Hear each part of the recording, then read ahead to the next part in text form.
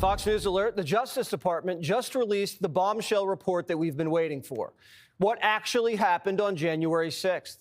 The FBI had 26 confidential human sources there that day. 26. A confidential human source is a guy the FBI pays to spy for them.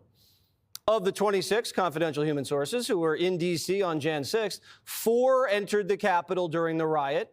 An additional 13 entered the restricted area around the Capitol. So more than a dozen FBI spies participated in the so-called insurrection. A bunch of them broke into the Capitol. Their own inspector general says this is what happened. But that's not what they told you when they testified under oath. Those who were there in an undercover capacity on January 6th, how many were there?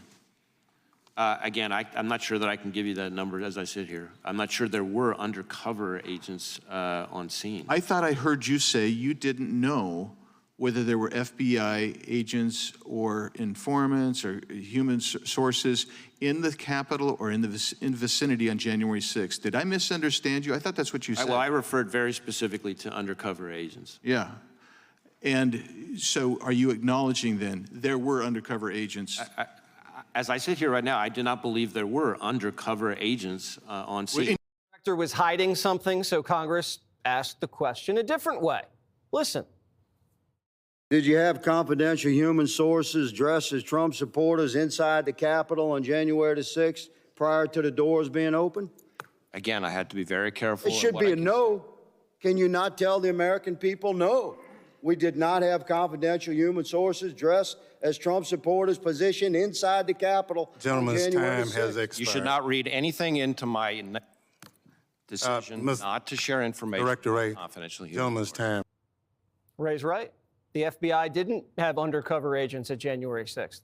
They had confidential human sources. So what's the difference? Well, a confidential human source doesn't get health insurance or a pension. They're just freelancing for the feds. Rats in MAGA hats. They're basically paid informants that the FBI runs out at headquarters. A lot of these FBI rats get picked up on some other charge. They get sat down and the FBI says, you're going to work for me now. And if you don't, you're looking at 20 years to life. So these guys say, yes, sir. And they cozy up to people like the Proud Boys and anyone the feds wants to watch and control from the inside. And these confidential human sources are under pressure to deliver. What does deliver mean? It means intelligence and big busts that get the FBI good headlines. According to the Inspector General report, the spies were feeding the FBI intel that said January 6th was going to get a little hairy. But FBI headquarters did nothing about it and then lied to Congress and said they did. So why did headquarters let January 6th get so out of hand? And what were all these FBI spies doing that day and the days before? Were they riling everyone up like they did in the Gretchen Whitmer kidnapping plot? In that case, the FBI informants instigated the plot. They even used an FBI credit card to buy the ammo, supplies, and hotel rooms. Did the FBI pay for Jan 6 hotel rooms? We don't know. Remember, the media and the Democrats said this whole thing was a conspiracy. Where do you think this idea comes from, that this was somehow done by the feds? I heard that one of the debaters said it was an inside job. It's an inside job on the part of Donald Trump and his henchmen. Republicans have blamed the FBI and said it was an inside job. It certainly was not an inside job by FBI agents or Antifa. They go around blaming it on Antifa and FBI agents. Well, how did the media know it wasn't an inside job when the FBI had 26 of their people on the inside? January 6th certainly benefited the media, the FBI and the Democrats. 1,500 arrests, humiliated Trump, got him impeached, criminalized the MAGA movement. Trump got indicted over January 6th, remember? They tried to throw him in prison over this. The January 6th committee, it's all Democrats did for 2 years. Why didn't the committee find any of these snitches? They did a one-sided investigation and teed up Garland to charge Trump so they could run against a convicted felon. So the media is going to apologize, right? No. The media today is cherry-picking the report to say there were no undercover agents there on January 6th. The whole thing's a conspiracy. These aren't articles. They're FBI press releases. And they wonder why their ratings are trash and no one trusts them. It's because of this. They don't want the truth. They want to hide it if it hurts the left. And they can't admit they were wrong because it's too embarrassing. And they were a part of the cover-up. But the FBI is worse than the media. The FBI knew what was in this report. They covered it up before the election. And then the director says he's resigning the day before it comes out. Give me a break. This kind of sliminess is why Trump nominated Kash Patel.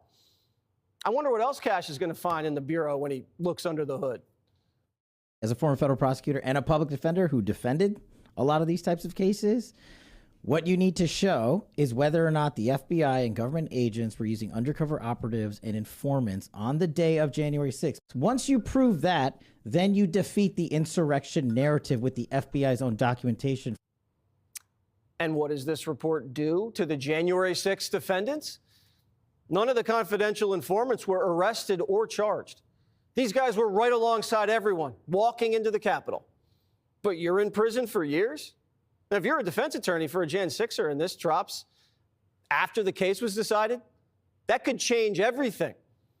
Constitutional law professor Jonathan Turley says this, quote, "There is a question of why the confidential human sources who entered the Capitol were not charged as part of an operation that the Justice Department described as an effort to shock and awe, targeting everyone involved that day."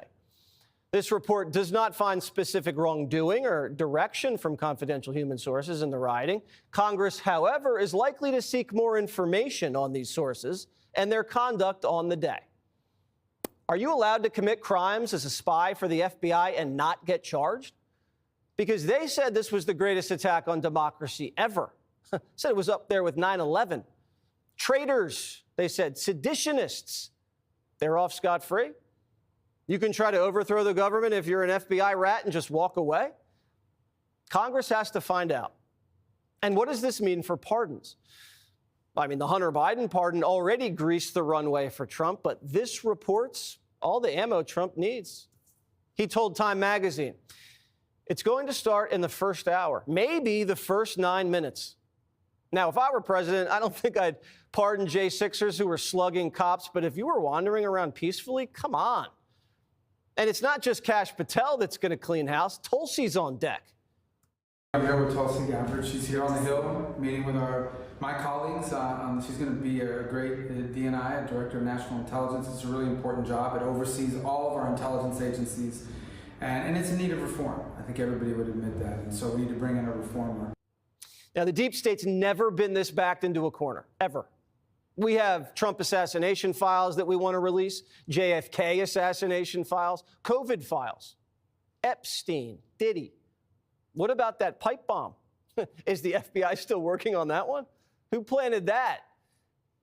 It's just another conspiracy theory that you were right about. The lab leak, the laptop, and now Jan 6. No wonder Biden's under pressure to dish out more pardons. Who knows how high this thing goes?